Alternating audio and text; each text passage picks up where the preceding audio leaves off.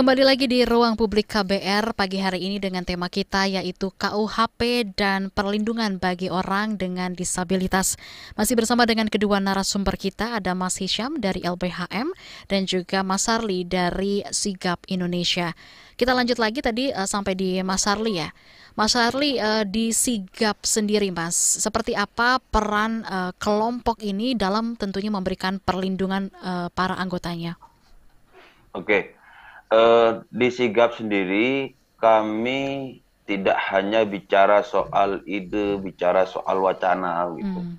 Tapi kami sendiri sudah mempraktikkan di kantor kami, di lembaga kami, bagaimana kemudian kehidupan yang inklusif, ya, Mhm. inklusif bagi semua pihak. Nah, di Sigap sendiri itu 50% adalah pekerja dengan disabilitas dan 50% pekerja yang bukan disabilitas. Jadi dalam kehidupan sehari-hari Ya. kami memang dituntut untuk memahami Hmm. hambatan dari kawan-kawan yang penyandang disabilitas. Dan di Sigap sendiri kalau kita lihat dari segi hambatan gitu ya, ada yang hambatan mobilitas, ada yang hambatan pendengaran, hambatan sensorik, ada yang netra, ada yang tuli. Dan kami selama ini berinteraksi seperti biasa Hmm. karena masing-masing kami memahami hambatan yang ada pada kawan-kawan penyandang disabilitas. Mhm. Untuk komunikasi pun kami berusaha sebisa mungkin, misalkan dengan kawan yang tuli, misalkan Hmm. ketika kemudian dia berbicara dengan kita, ya kalau kondisinya dia memungkinkan untuk berkomunikasi dengan bahasa gerak bibir, ya sudah kita berkomunikasi dengan bahasa gerak bibir gitu ya. Mhm. Dan saya memang salah satu kebiasaan saya di kantor dengan kawan-kawan yang tuli, saya tetap berkomunikasi tanpa menggunakan bahasa isyarat formal, tapi Hmm. menggunakan bahasa gerak bibir. Dan itu Hmm. yang bersangkutan memungkinkan untuk melakukan itu. Nah, termasuk juga berkomunikasi dengan kawan-kawan sensorik lainnya begitu ya. Mhm. Nah, yang paling penting adalah ketika kami membangun kondisi yang inklusif di tempat pekerjaan, Hmm. maka masing-masing kami harus memahami hambatan pada masing-masing penyandang disabilitas. Termasuk juga kantor sudah memperhatikan bagaimana sarana prasarana yang menunjang, yang mendukung mereka. Misalkan kawan-kawan Hmm. pengguna kursi roda ada beberapa orang di kantor, dan Ya. sebisa mungkin tentu kantor itu harus dibikin akses gitu ya, Mhm. harus bisa diakses oleh kawan-kawan penyandang disabilitas, terutama kawan-kawan yang pengguna kursi roda, Mhm. kawan-kawan yang menggunakan krek gitu ya, Mhm. termasuk juga sarana prasarana lain, misalkan meja kerja, Mhm. tentu diatur seaksesibel mungkin gitu ya. Tidak boleh yang terlalu tinggi, karena kalau terlalu tinggi tentu tidak akan bisa digunakan oleh kawan-kawan pengguna kursi roda. Mhm. Nah, jadi diatur seideal mungkin gitu agar bisa digunakan oleh semua pihak, baik kawan-kawan yang penyandang disabilitas maupun yang bukan penyandang disabilitas.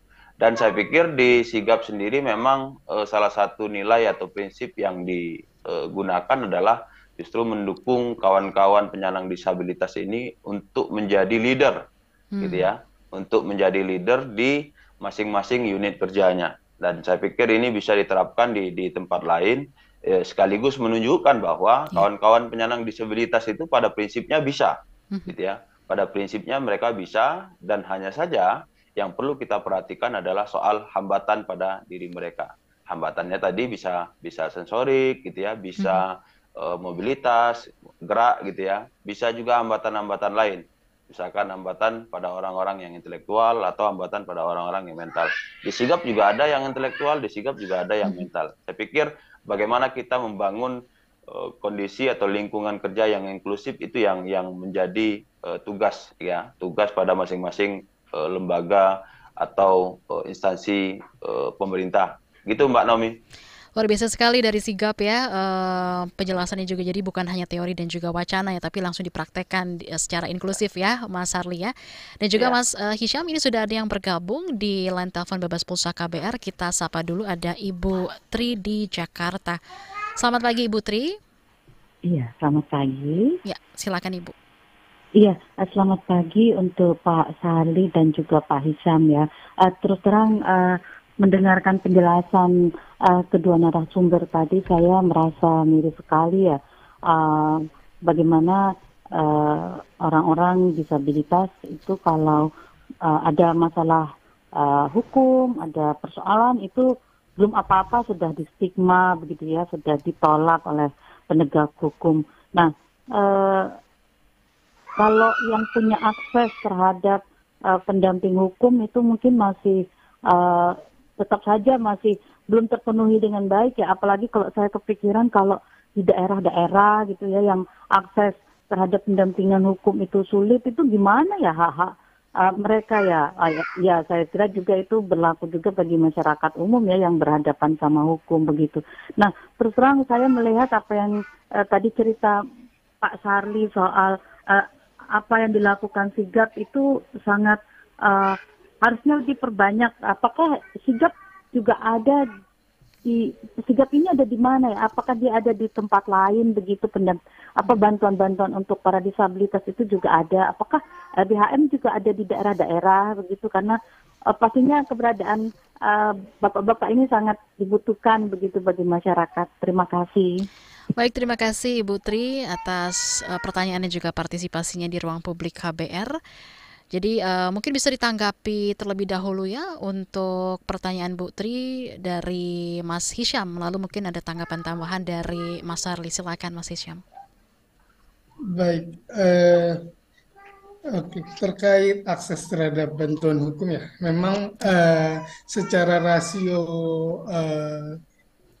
orang-orang yang bisa memberikan bantuan hukum gitu ya, advokat dengan penduduk Indonesia ini jauh banget, timpang banget, dan juga mungkin kalau dibaca secara data konsentrasinya lebih terkonsentrasi di kota-kota besar gitu ya, nggak sampai pelosok-pelosok. Jadi secara umum untuk orang-orang umum yang membutuhkan bantuan hukum maupun khusus teman-teman juga yang disabilitas ini memang masih sulit sekali menjangkaunya gitu ya. Cuma mungkin untuk sekarang-sekarang dari komunitas-komunitas disabilitas di daerah-daerah itu sudah mulai beberapa yang bisa menjadi paralegal gitu ya, yang setidaknya bisa memberi bantuan walaupun mungkin paralegal tidak serta-merta bisa mendampingi sebagaimana advokat gitu ya. Cuma beberapa tahun terakhir sudah mulai banyak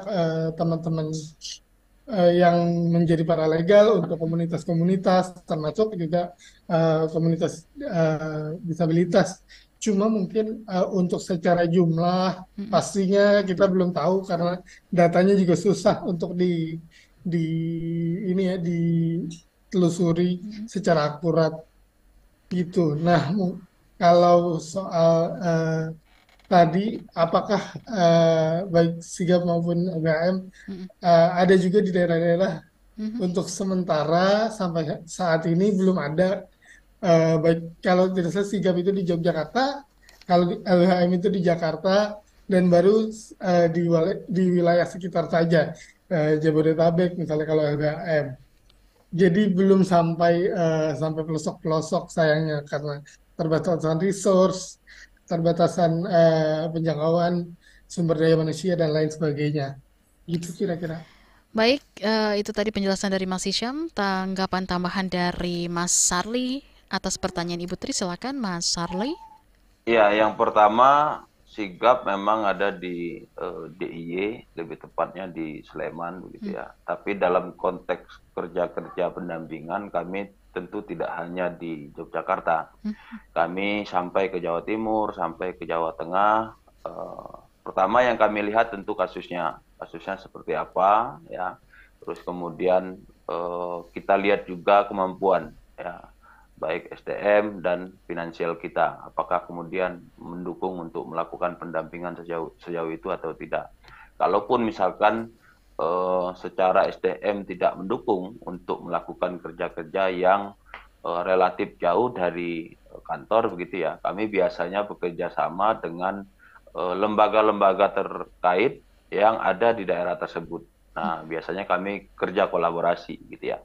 Termasuk juga pendampingan di luar Pulau Jawa misalkan. di Makassar, kami tetap melakukan pendampingan, tapi tentu bekerja sama dengan organisasi penyandang disabilitas yang ada di daerah setempat gitu, juga pendamping hukumnya. Jadi kami juga bekerja sama dengan lembaga bantuan hukum setempat yang memang kami sudah punya relasi sebelumnya.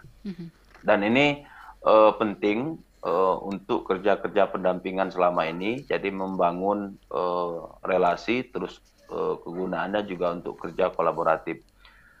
Selain itu, terkait dengan kebutuhan pendampingan, saya pikir memang ini salah satu problem. Kalaupun ada lembaga bantuan hukum, belum tentu mereka juga memahami soal hambatan pada penyandang disabilitas.